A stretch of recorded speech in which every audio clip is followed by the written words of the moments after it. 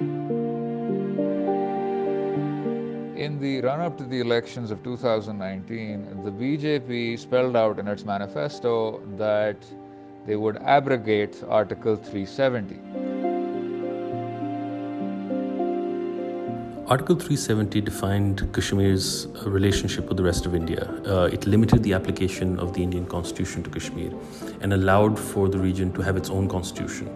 Importantly, it allowed for the inclusion of Article 35A, which gave special protections to the people of Kashmir.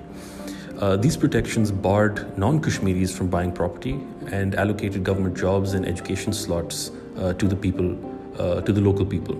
What this did was maintain the demographics of Kashmir and prevent the local population from being overrun by Indians from other parts of the country.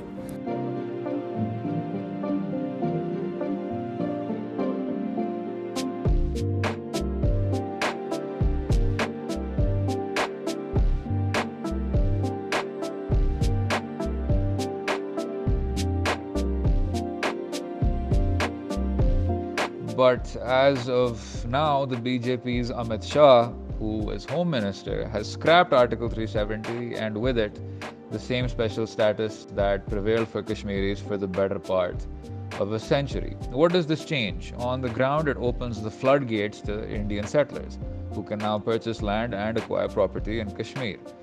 Call it the West Bank formula. India's right wing has dreamed of altering Kashmir's Muslim majority demographics since forever. It will now bulldoze a Hindu majority into the valley. But there are other consequences with regards to international law and with regards to India's own constitution. Besides the domestic challenges, India has also violated more international law than was initially appreciated. That includes the UN Security Council Resolution of 1948, which mandates a free and impartial plebiscite. It includes the UN CIP Resolution of 1949 that guarantees freedom of return. It includes the Geneva Conventions that prohibit an occupation from transferring its own civilian population into held territory. India has also dealt a body blow to its own rhetoric, whether that means the Simla Agreement, which states that pending the final settlement of any of the problems between the two countries, neither side shall unilaterally alter the situation, as well as the fact that Kashmir's sham accession to India via the Hindu Maharaja of the time was enshrined through Article 370. By revoking the same article, India has not only made accession or its idea of accession null and void, it has also demonstrated that it is moving from being an occupation force in Jammu and Kashmir to one of annexation. Another issue of concern is the manner in which the BJP government has eviscerated Article 370. Now, this is a little complicated, so bear with me.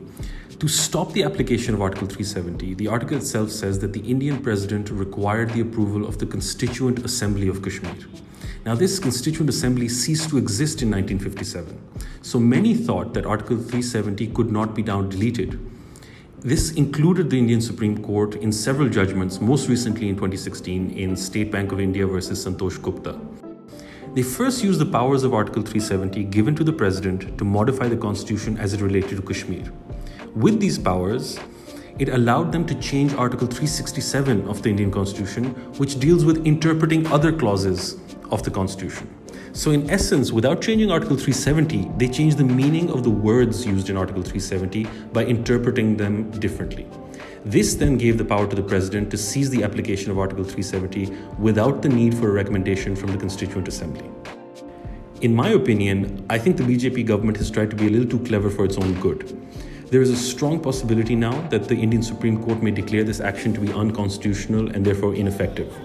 But what we have clearly witnessed is the intent of a hyper-nationalistic government to override the wishes of the Kashmiri people and go back on decades-old promises it made to them. Atal ji ने इंसानियत की बात कही थी,